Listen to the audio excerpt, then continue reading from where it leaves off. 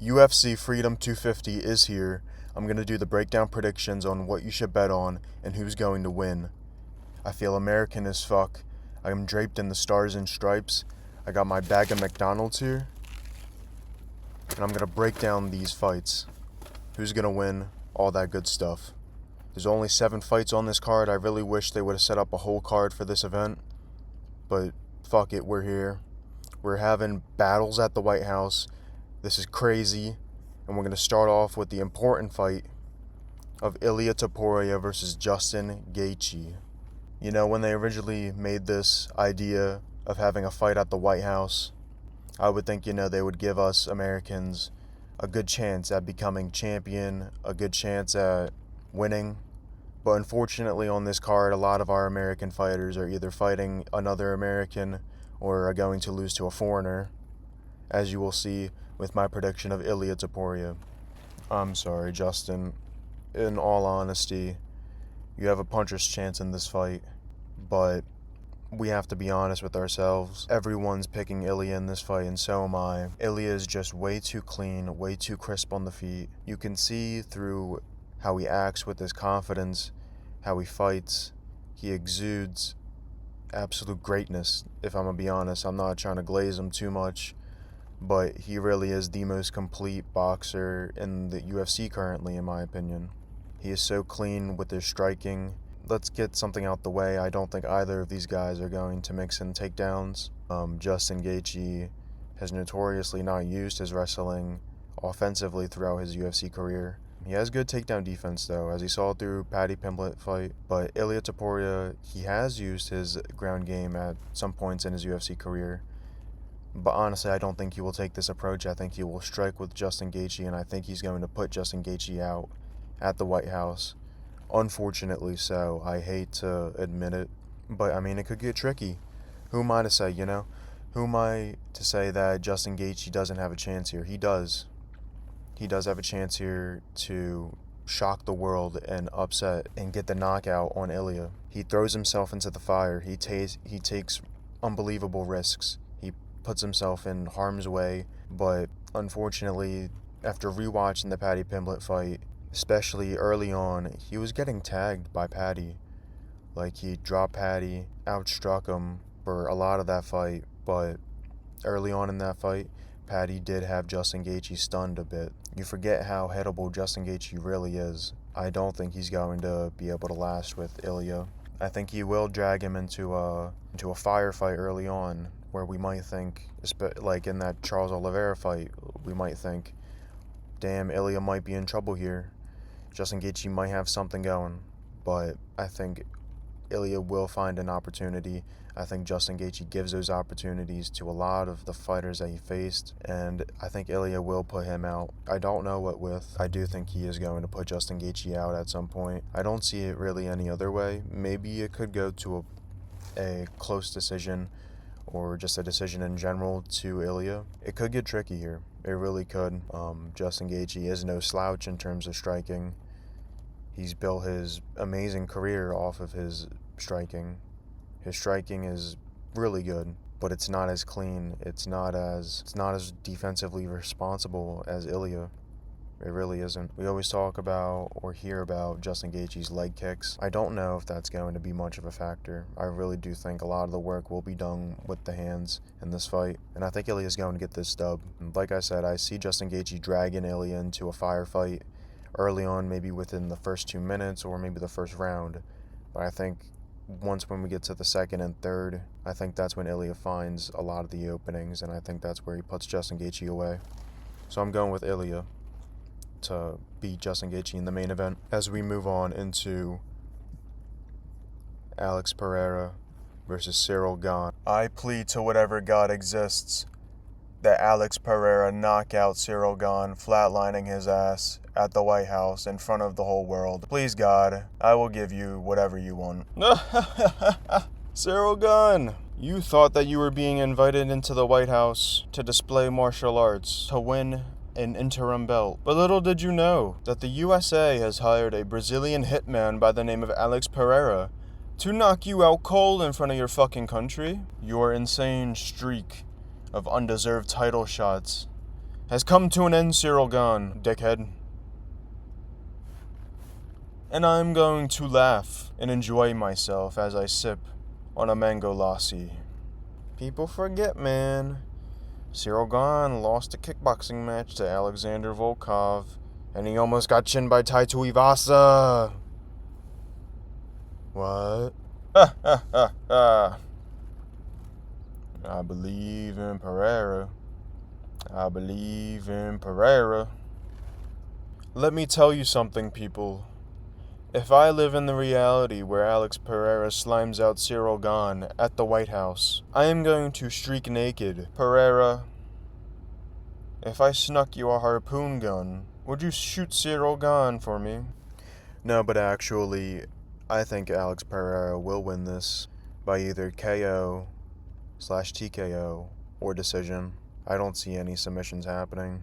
I am absolutely terrified for the possibility that we might see one of the worst outcome and timelines ever if Cyril Gane stops Alex Pereira from becoming a triple champ. But I do think Alex Pereira will win this. I'm going to start out by saying that Alex Pereira and Cyril Gane are going to have a kickboxing match throughout this entire fight. Maybe they'll get into the clinch and do some Muay Thai work, but I don't know if we will see any ground game going on. Alex Pereira should get this. He really should. He is a decorated kickboxer coming from Glory, being a 2-division champ in Glory, facing against fast, elite kickboxers like Israel Adesanya, Artem Vadikov, who I think is training with Cyril Gane throughout his camp, and Cyril Gane lost a kickboxing match to Alexander Volkov. He looked good against Tom Aspinall, but with these long, drawn-out fights against decent comp, I'm not talking about Sergey Spivak that gets easily TKO'd, or Tai Tuivasa, who is one of the least skillful fighters in the modern UFC. He's dog shit. He should be cut. Isn't it like 7 losses at this point? Yeah, Cyril Gane, I hope, is absolutely cooked here.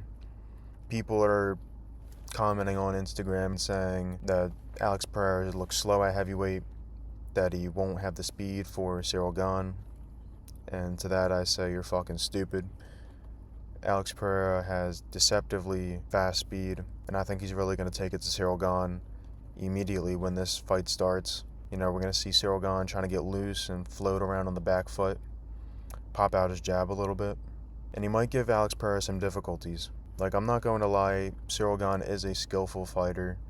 He is athletic, he is technically sound at times, more than often, but Alex Pereira is, when it comes to kickboxing technique, like, it's hard to beat Alex Pereira at all, no matter who you are. It is so hard to overstate how good Alex Pereira's kickboxing is. I think he's going to walk down Cyril Gane as he tries to float on the back foot. I think he's going to take it to him. And I think we're going to see Alex Pereira KO Cyril Gane against the cage. Cyril Gane's going to float to the back. He's going to land his back against the cage, bounce off, boom. Alex Pereira is going to shut off Cyril Gane. I hope so. Alex Pereira will be chopping at the low kick. Will Cyril Gane's movement be too much? Like, that's what we're thinking. Like, Cyril Gane is going to be too fast and too light on his feet. He's going to be just a little bit out of range maybe for Alex Pereira. He's fought some heavy fighters, and he's fought light fighters as well. He's dealt with the speed like Israel Adesanya, like Khalil Rountree, a very explosive fighter. Listen, it is a tough fight for Alex. It is not an easy fight, but he will get it done. Alex Pereira will KO Cyril Gane against the cage. I think that's what we're going to see. Cyril Gane lost his fight to Volkov, clearly. I'm not going to say it again. Watch that fight back. You can see. And I don't rate Volkov as good as a kickboxer as Alex Pereira. Obviously, styles make fights. It was a different fighter. I agree with the MMA guru. If you lose a kickboxing match to Alexander Volkov, I'm picking you to get destroyed by Alex Pereira. Enough said. Next on to Sean O'Malley versus Aiemann Zahabi. I'm going with Sean O'Malley by Chito Vera style on. I think he's either going to style on him for the entirety of the fight through all 3 rounds, or I think we'll see him TKO/KO him. inside those 3 rounds. Amin Zahabi, a solid fighter. Yeah, he's a gritty fighter too, but I watched back the Chito Vera fight, and Chito really put it on him throughout that fight. It was a really close fight, if I'm gonna be honest. Like, Amin Zahabi, I could see it. I could see the win, but I'm not gonna call robbery. I'm not gonna say none of that, but Chito really did give him a competitive fight, while Sean O'Malley styled on him, gave him an absolute beatdown through 5 rounds. I can't pick Amin Zahabi here. He's a Canadian soy, and Sean O'Malley's going to have a striking masterclass. I don't see Amin Zahabi having Merab level takedowns and getting to Sean O'Malley and imposing a ground game like Merab. I really don't see that. Sean O'Malley is a very, very disciplined and top fighter in this division. I think people are going to forget that, but they're going to remember real quick when Sean O'Malley styles on Amin Zahabi. I think Amin Zahabi is going to leave a lot of openings for Sean O'Malley to KO him. I think it's very, very possible that we see that. So I'm going with Sean O'Malley. Amin Zahabi, like, sure, he can grit through it, but we've seen Sean O'Malley face gritty fighters like Chito. Like, Chito can absorb insane damage, as we saw throughout that fight, and Sean O'Malley really stayed on the gas, stayed with it to just put it on him throughout the entirety of the fight. That was a 5-rounder. I think it's not going to be easy to tire out Sean O'Malley in this 3-rounder. I don't think Amin Zahabi is going to be able to impose his game the way he was with Jose Aldo, or, like, fuck, man. Chito really gave him a tough out in that fight. And after watching that recently, I can't pick him to beat Sean O'Malley. I really can't. This is the one fight that an American fighter is going to not fight another American fighter. I don't know why they did that with Derek Lewis and Bo Nickel. But in this fight, we're going to see the American fighter really catch the dub against a foreign enemy, and Sean O'Malley's going to win. On to Josh Hockett versus Derek Lewis. I am picking Josh Hockett. It is over for you, Derek Lewis. Your balls might be hot. You might take off your pants after every win. You might have crazy knockout power, but you are a quitter at heart, and Josh Hockett, or Josh Hockett, is going to slime you out on White House grounds. But in all honesty, this is a very fun fight. I think we're going to get an absolute banger. Josh Hockett just went to an absolute war with Curtis Blaydes. He showed that he is here as a top heavyweight because he is a very fast light heavyweight, and I think he's going to get to Derek Lewis just like how he did with Curtis Blaydes. Curtis Blaydes was almost slimed out very, very quick by Josh Hockett. Josh Hockett will be too fast, too furious for Derek Lewis. He is going to get to the punch first in an exchange, and he is going to make Derek Lewis quit, is my prediction. Derek Lewis is a through and through quitter. He used to be a gritty dog, like with the KO against Alexander Volkov. He used to grit through these things, last through like 2.5 rounds of just absolute pain and suffering, beatdowns, and then come back and get a great finish, showing heart. But he doesn't have that anymore. Through the Tuivasa fight, through the fucking Waldo Cortez Acosta fight. Like, and there's more examples. I think maybe Cyril Gane too. Like, Derek Lewis has shown that he doesn't really have the heart, like how some of these other guys do. There's a lot going against Derek Lewis in this matchup. Josh Hockett has been on a streak. He has been surging in the heavyweight division, and he's getting right back into it after a gritty war. I don't think that's the worst decision, to be honest. Like, I think he took a less amount of damage than what we think. Like, there were times where Curtis Blaydes was teeing off on him, but Josh Hockett was also at times moving out of range just right before the punch could connect. He doesn't have the experience like how Derrick Lewis has. He hasn't faced a power puncher like how Derrick Lewis is. Curtis Blades does have some power. He does have some TKOs in his on his record. But Derrick Lewis is a different kind of beast. I will say Josh Oakett, he does dip his head into his punches after his punches throughout exchanges. Derrick Lewis does have a very nasty uppercut. I do think if Derrick Lewis were to win, I think he would win with that uppercut and just slime him out. That would be insane. But I think the other more likely possibility is that we see Josh Oakett put it on Derrick Lewis, tee off on him sort of in the way that he did with Curtis Blades, hitting him with good 1-2s and just swarming him. And I think we see Derrick Lewis quit on the ground. I don't think he gets put out cold. I think we just see him curl up in a ball, Anthony Lionheart Smith style. And I think Josh Oakett is going to get the stub. But I mean, like I said, the nasty uppercut, tipping your head a lot, you gotta watch out for that. But I'm going with Josh Oakett. Too fast, too furious. I'm not going to beg to the gods again. But I think and hope that Mauricio Hufi is going to KO and slime out Michael Chandler at the White House. Michael Chandler, your fucking run in the UFC has gone too long, buddy. I fucking hope you get slimed out. Rufi, please just fucking put him out. I don't give a fuck if he's American, dude. Like, he has the mentality of a bitch. Michael Chandler fouls throughout every single one of his UFC fights. His whole UFC career, you can see him constantly foul, and I'm tired of it. But stylistically, I do think Rufi gets this done. Michael Chandler is very explosive. He's very, very powerful.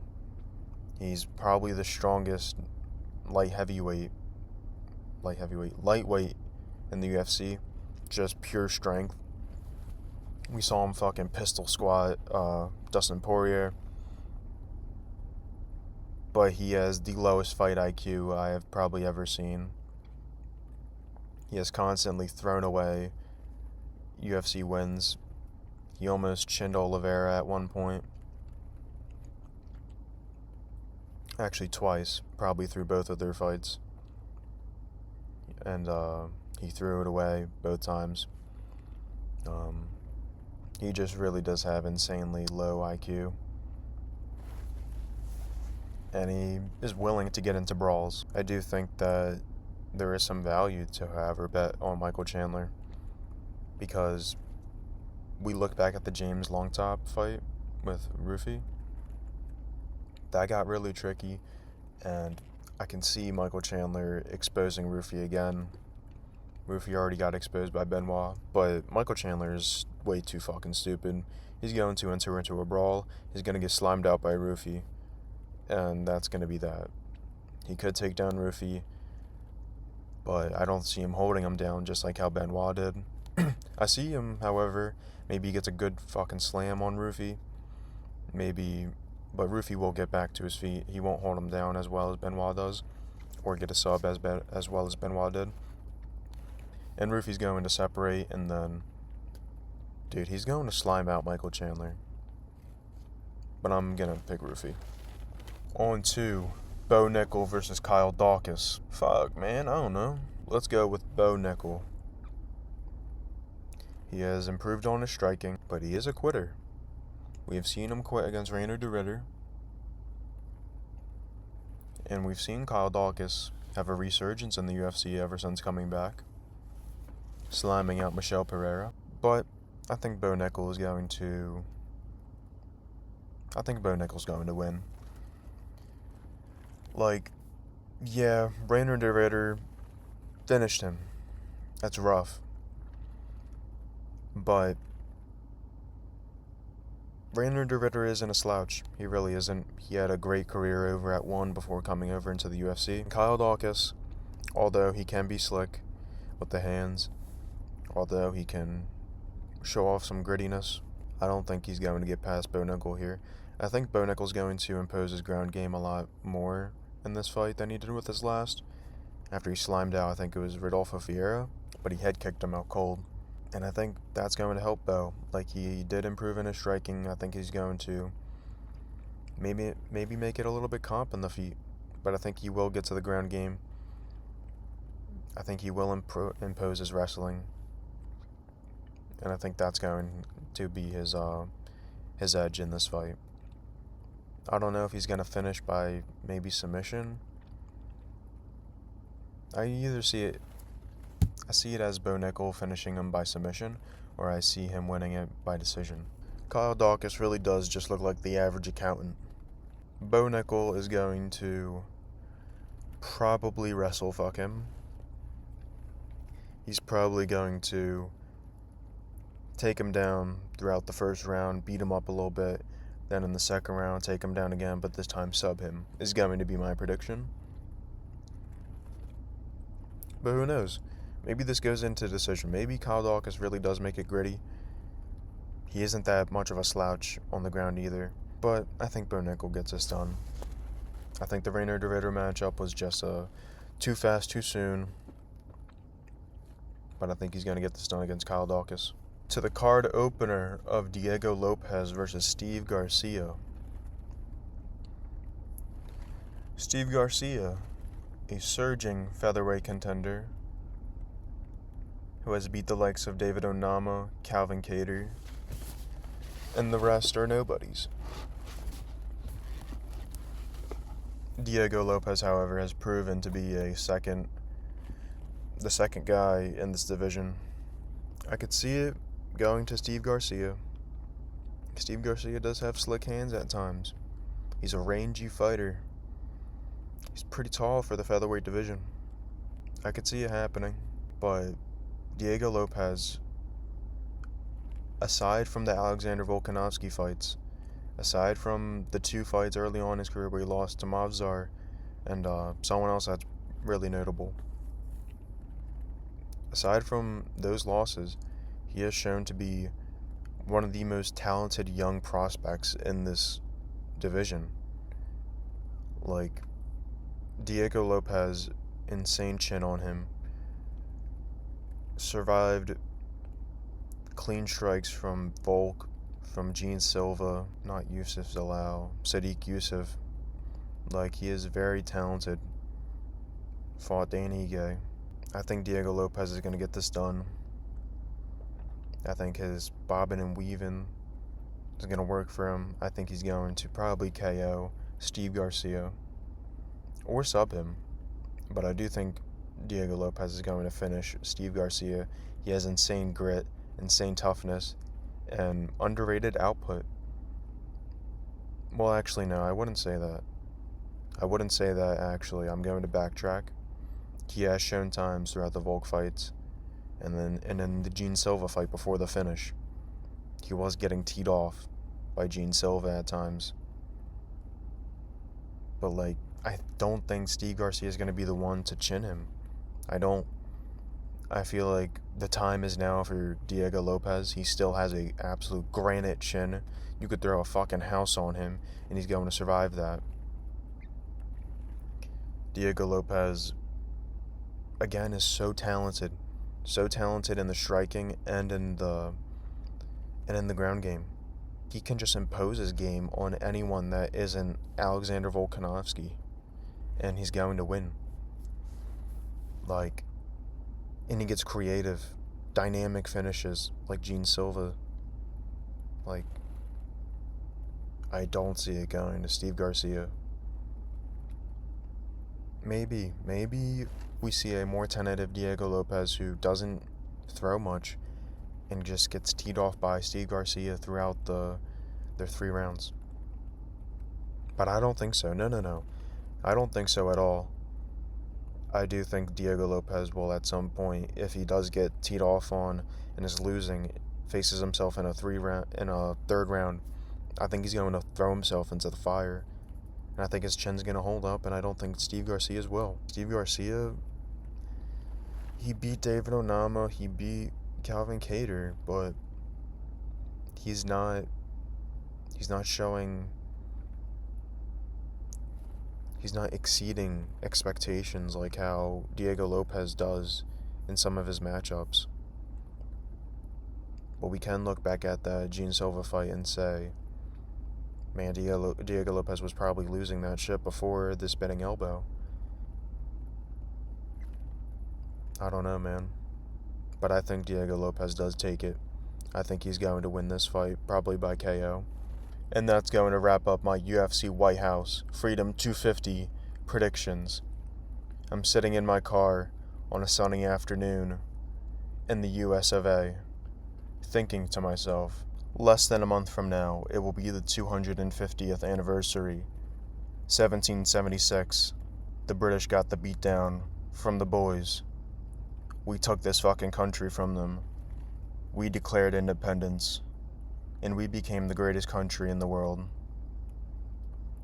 I hope it will be a great night of fights, as it is deserving to be done in front of the White House, in front of the whole world. This is super fucking hype. I can't believe we're going to have brawls like Alex Pereira and Ilia Topuria, Justin Gaethje, some warriors on this fucking card, done in front of the White House. I hope we get an amazing night of fights. Nothing less. Let's fucking go. USA, baby. USA in this hoe. USA! USA! USA!